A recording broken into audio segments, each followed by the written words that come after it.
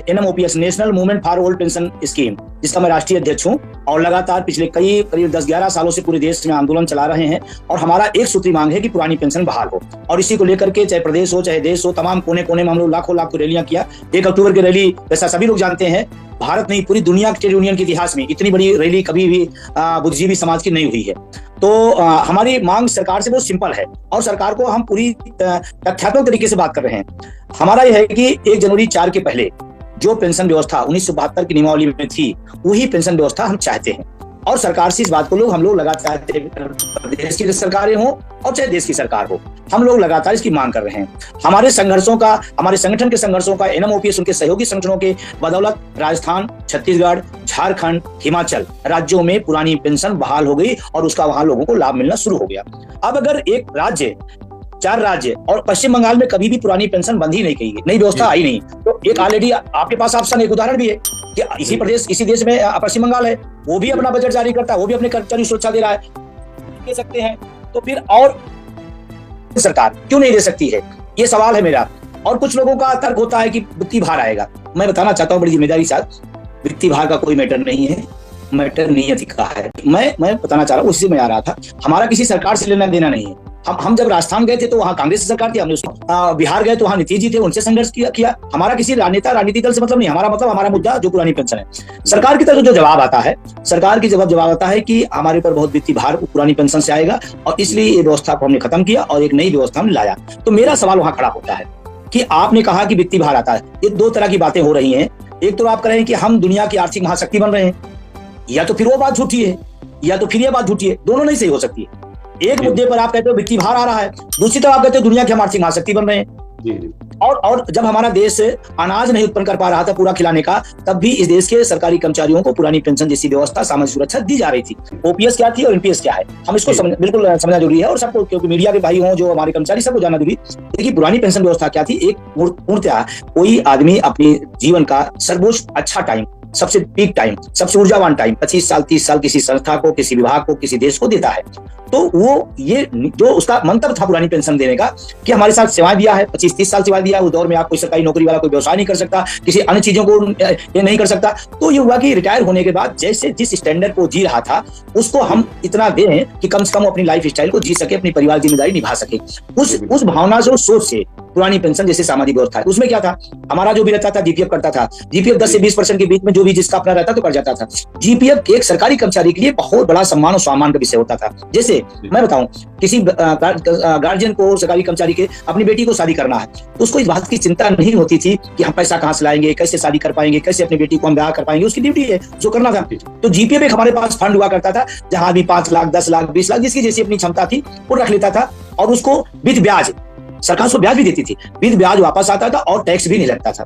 तो एक ऐसा फंड था, जैसे वो अपना घर बनवा लेता था, बेटी बेटे शादी कर लेता था, या पढ़ाई लिखाई में अगर उसको जरूरत पड़ी तो कर लेता था। तो OPS में व्यवस्था थी, नई व्यवस्था लाई गई, उसमें GPF व्यवस्था बंद कर दी गई। ये जो सबसे बड़ा नुकसान था। दूसरा, पुरानी पेंशन में था कि हम जितना भी वर्ष सेवा करेंगे उसका लास्ट वेतन का 50% हमारे बेसिक का DA का मिलेगा पेंशन ग्रुप में। अब मोटा किसी की 1 लाख इनकम है लास्ट का, तो पुरानी पेंशन में उसको लगभग 48 से 50 हजार उसको पेंशन मिलती थी। तो उसको पता रहता था, एक को पता रहता कि मेरा लास्ट वेतन है करती थी।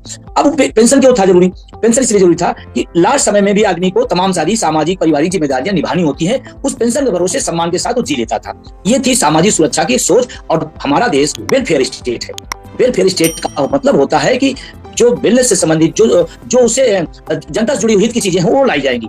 तो चाहे शिक्षा हो, चाहे चिकित्सा हो, चाहे सामाजिक सुरक्षा हो, ये उसकी मंतव्य हुआ करता था। दूसरा, उसमें जब हमारे वेतन आयोग आएगा तो उसका भी लाभ मिलेगा। जब DA लगता था, सरकारी कर्मचारी जो DA आता है, वो DA भी उसके साथ साल में 2 बार लग जाता है। तो उसमें तमाम ऐसी खूबियां थी पुरानी पेंशन में, जिससे एक कर्मचारी संतुष्ट रहता था, अपनी जिम्मेदारियों से पूर्ण कर लेता था। NPS में क्या किया उन्होंने, ये व्यवस्था बंद करके कहा दिया गया, एक नई पेंशन व्यवस्था लाई, न्यू पेंशन सिस्टम, बाद में उसको नेशनल पेंशन सिस्टम बता दिया गया कि है। इसमें क्या है, हमारा 10% मतलब कर्मचारी का 10% कर्मचारी देगा, और पहले सरकार भी 10% देती थी, बाद में उसको 4% बढ़ा के 14 कर दिया। तो 10% हमारा और 10% सरकार, 14% सरकार का। ये जाएगा शेयर मार्केट में, शेयर मार्केट में खेल होगा। हमको नहीं पता हमारा पैसा कहाँ जाएगा, कहाँ लगेगा, कैसे लगेगा, कौन लगाएगा, हमें कोई लेना नहीं, हमारा कटेगा। उसमें भी उन्होंने अलग अलग पार्ट बना रखा है कि हम इसको यहाँ लगाएंगे, इसको यहाँ लगाएंगे, और SBI और LIC और उसके बाद UTI वो हमारा उसको गवर्न करेंगे। अब LIC की क्या हालत है आपको पता है अच्छी तरीके से। क्या उसके साथ हो रहा है वो भी पता है। अब मेरा पैसा अगर LIC में जा रहा है, LIC डूब गई तो वो हमको कैसे वापस करेगी? और फिर बाद में आपने कह देंगे कि हमने क्या, हम तो पैसा लगाया डूब गया। अच्छा, अब चलो मैं आपको बताता हूँ इसका दुष्परिणाम।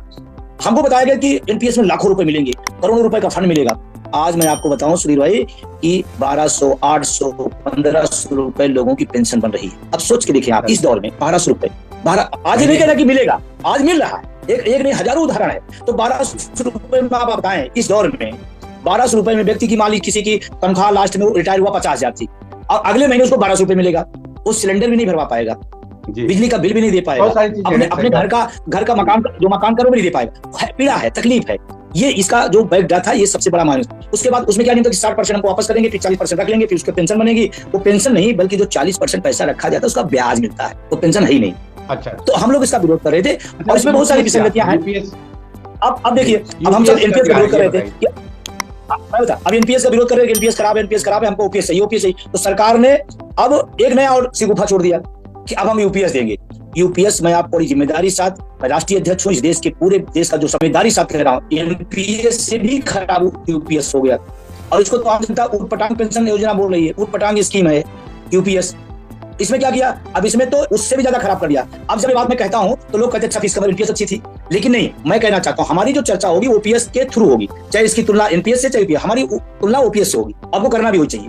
अब इसमें क्या किया, हमको देने के नाम पर, हमको और अच्छा करने के नाम पर हमारा जो 10% पैसा था वो रख ले रहे हैं। अब 25 साल 30 साल जो सेवाएं दें, आप ही कल्पना करिए, किसी का 10,000 रुपए हर महीने कटे और 30 साल कटे, कितना बड़ा अमाउंट होगा। और आप क्या करे हो, हम लास्ट के 50% का औसत का आपको पेंशन देंगे, इस नाम पर 10% आपने मेरा भी रख लिया, अपना तो रख ही लिया आपने, हमारा भी रख लिया, और फिर बता रहे कि वो 4.5% हमने बढ़ा दिया। हमको जब मिलने नहीं है, आप 18.5 कर दो, आप 20 कर दो, आप 25 कर दो, हमको मिलने नहीं आते उसमें तो मैं कह रहा हूँ जनता का नुकसान है। 4.5% टैक्स का पैसा। अभी इन्होंने जो बताया कि 10 साल अगर आपकी जॉब हो जाती है और आप रिटायर होते हैं तो आपको न्यूनतम 10,000 रुपए दिया जाएगा, जबकि इसके पहले 9,000 का सिस्टम था, 1,200 कम मिल रहा था। वहां भी बताया गया था 9,000 से कम नहीं आएगा, फिर भी 1,200 मिल रहा था। तो इसमें कहा गया कि 10 साल की अगर आपकी जॉब हो गई तो 10,000 न्यूनतम पेंशन आपको मिलेगी। उसके बाद फिर एक सिस्टम हम लाएंगे, उसके अकॉर्डिंग चलेगा। जब फुल पेंशन कब मिलेगी, 25 साल की सर्विस के बाद। 25 अभी तक क्या ओपीएस में क्या था, 20 साल की सर्विस पे, एनपीएस में 20 साल सर्विस है। अब ड्यूरेशन 5 साल आपने और बढ़ा दिया।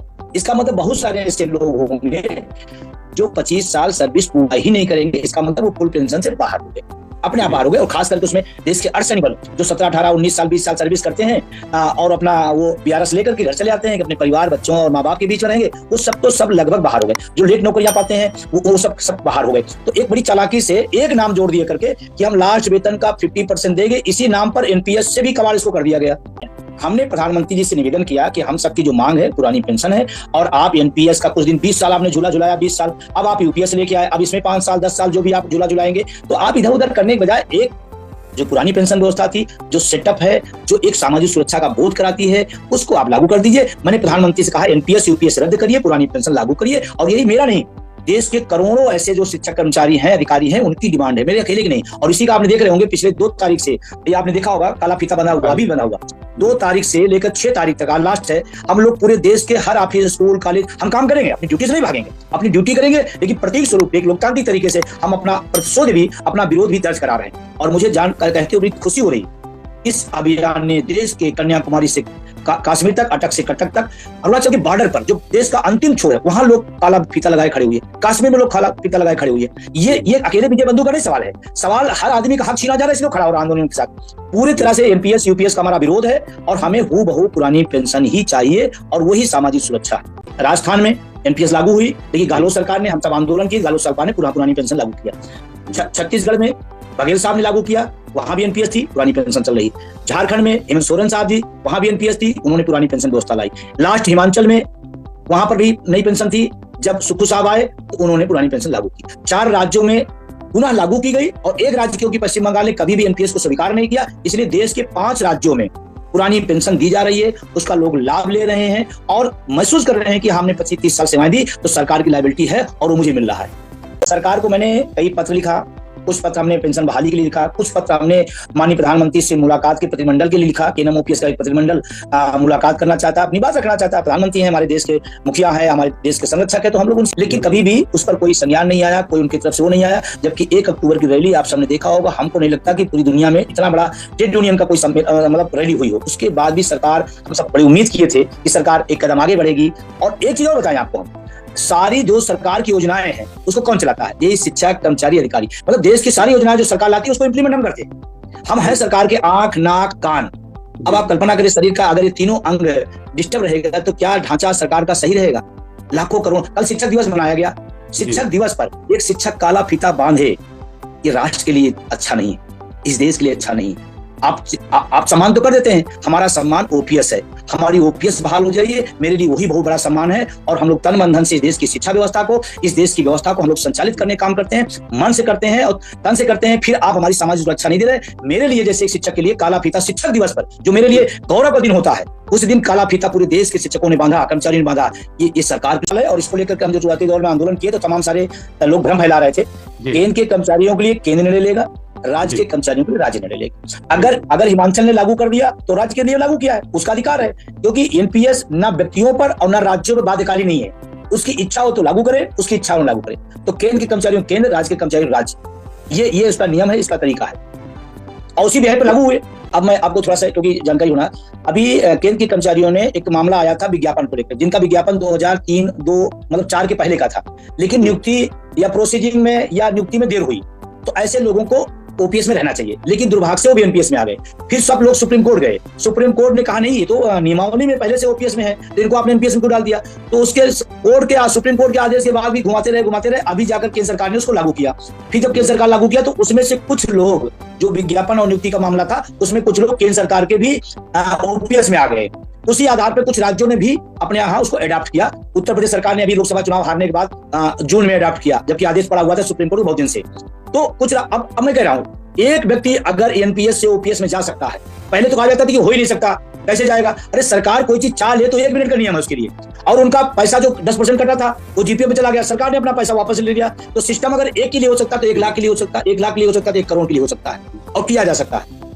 ये सरकार यू टर्न लेती है, कृषि नीति पर इसने लिया, तमाम सारे मैटर पर लिया, और एनपीएस में भी यू टर्न है, आया एनपीएस में। तो ये तो हमारे संघर्षों की जीत है ना, कि इसका मतलब एनपीएस जो बताते थे 20 साल से अच्छी, इसका मतलब माना ना उन्होंने कि खराब है, तभी तो यूपीएस लाए हो।